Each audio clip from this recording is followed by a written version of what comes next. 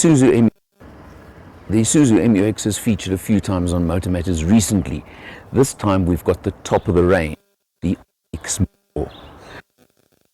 Little differences.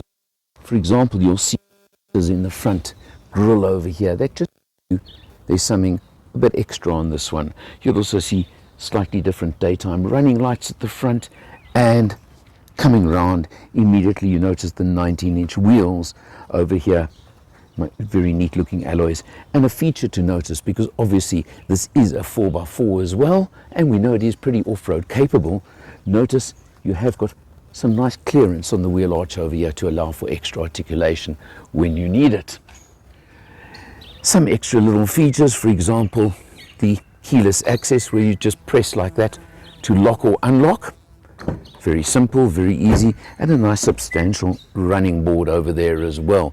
These are all features that you would expect on a top of the range model. Also notice extra chrome and silver across over there.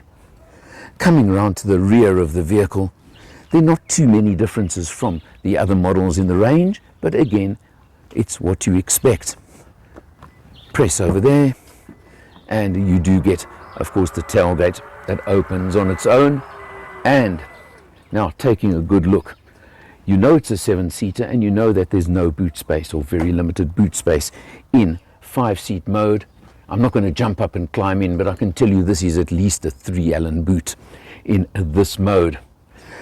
One of the things this doesn't have that some of the really expensive contenders would have, of course, would be to drop the vehicle and drop the suspension. Then I could climb in a lot easier to do the Allen test. But I'm feeling a bit lazy this morning, so we're not going to do any Allen tests today. 3-Allen boot, I'm telling you that much. Press button, there you close, and as you see, this top of the range model is powered by the 3-litre 4-cylinder diesel engine that is so familiar in the whole Isuzu range and has been around for many, many years because it is legendary tough. And it's, you know, this engine will last you for years and years and years. Maybe a touch unrefined in modern diesel terms. You certainly feel it occasionally, and you can hear a bit of clatter when you start up and things like that. But it delivers 140 kilowatts, 450 Newton meters of torque to selectable 2 or 4-wheel drive through a 6-speed automatic gearbox. Let's check it out a lot more, and let's see what Leadfoot had to say about it. Hello, my name is Michael. I'm the owner of Change Cars and the host of the TV show All Things Motoring. I have one mission, and that is to make a difference to the motoring public. Making a difference how? Making sure that you have safe options, making sure that you have knowledge. In that regard, it is my absolute pleasure and privilege to work with Alan Rosenmeyer of Motor Matters, the man with a hat. I'm the man with no hat. He's the man with the knowledge. Thank you for watching. And here we are with the MUX loaded. Well, not overly loaded, but this is, can you believe it, almost 1,600 different seedlings off to our planting project. And as you can see, back seat folds down. Didn't even need to do that because the boot is that big that I managed to get all my bags in place. Quick, simple, easy.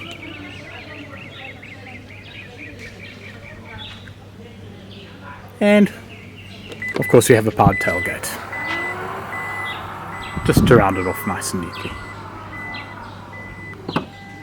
Proper working car this. Right, here I am in the MUX, the Isuzu, and I'm doing my extended tour of duty by delivering seedlings to Sasolburg, all the way from Brits. It's just the way things go when you do farming, and this is the ideal farming SUV, I think. As you can see, I have 800 Ks on the clock to go, which is why I'm trying to show you. I'm driving on a very bumpy dirt road, and you can hear that this is a bucky type chassis because something is rattling, and you know what it is, it's actually the passenger side seat belt, because that wasn't hanging properly, so it's not the car, it's just the seat belt. There you go, all sorted. And let's see how we do. I've got 175 Ks odd to drive, and let's see what our fuel consumption is going to be like. This is going to be a bit of an economy run because I just have a point to prove with Alan about how we actually actually are capable of driving economically. Right, I've now done 175 odd Ks, arrived at my destination, and look at what the Max has done. It's not too bad. I mean, we're just on a quarter of a tank, and I've gone up to 11.8 kilometers per litre. I'm very pleased. I have to say the drive in the car on the highway actually a lot more comfortable than I thought, far less choppy. It seems to smooth out at speed, and a very comfortable drive. The one thing I did notice is that the park distance, listen to me, the active cruise control works very well. It's kind of like first gen, so it kind of holds up to the back of a car and then slams on brakes for you. A little bit more less refined than maybe some competition, but the fact the feature is there and works and gets what it needs to get done. The motor is tractable, if somewhat noisy, but we are comparing it against other things. But I am not disappointed by the D-Max. Yes, it may be looking a little bit, what's the word I'm looking for? A little bit less refined than maybe some of its competition, but it has a lot more going for it than just pure refinement. And that's the reason why, as we always say at Motor Matters, you gotta drive one and get a feel for it yourself. Okay, let's sum up my time in the MUX. As you can see, I have done quite a few Ks today, 362 of them to be precise, and I have bettered Alan's fuel consumption. Ha ha ha ha! And I think I might have done it at a slightly faster average speed. So how does the MUX stack up? I'm battling a little bit. We've got this nice big screen here. It just looks a little bit old compared to everybody else, and we have climate control here, which is great. It all looks like it'll last 20 years, but we don't have knobs to change the speed of things. Although these are quite nice, they work, I guess. And same when you talk about knobs, is talk about the volume control. We just don't have that. We do have heated seats. There they are, with switchgear. It looks like it came out of my dad's 1991 Cressida, but they're there and they work. You only have two settings, not three, but I'm nitpicking. 6-speed gearbox. Yeah, this car's R1,000,000, guys. Traction control, off-road modes, 4x4, whatever you like, etc, etc, etc. And yeah, it's got everything that you could possibly ask for, and it does look like it will last for 20 years. I just wish it didn't look like it was already 10 years old. And that really is it for me. Great car, totally solid, will never break, will never let you down. Compared to its competition, I don't know. It's a choice of your preferences as to whether you want something that's a bit more technologically sophisticated, well, not technologically sophisticated, technologically, aesthetically better, versus something that's more functional, which is what this car is. Both have their pros and cons. Up to you. I've enjoyed my ride. I've enjoyed it. We'll leave it there. Starting off behind the wheel, you'll notice a few things. Let's start. The instrumentation obviously is fairly basic, but what more do you want? But what is important is we've done just under 600 kilometers on this test so far, and look at that, 11.7 kilometers per litre. So that's between 8.25 and 8.5 litres per 100. We got it down even more on the open road. What's also very interesting is notice there's still 425 kilometers left in the tank. So in other words, this tank is good for 1,000 kilometers or so. Not bad. Or now, Onyx gives you a few extra features I mentioned before, and a lot of it is safety spec. So for example, over there you can't see anything now, but I'll tell you that there is the forward collision alert system, which red lights and beeping if you're approaching something and the car feels that you need a little bit of assistance. I found a little bit over enthusiastic a few occasions when I was on the freeway, but that's up to you.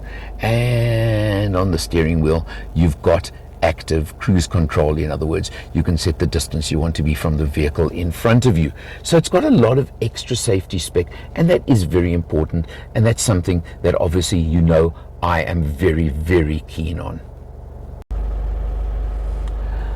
Onyx spec also gives you a nice large infotainment screen, but it is a little bit basic, but it gives you what you need, it gives you what you want, and that's the important part, so I'm not going to complain about it at all. It's there.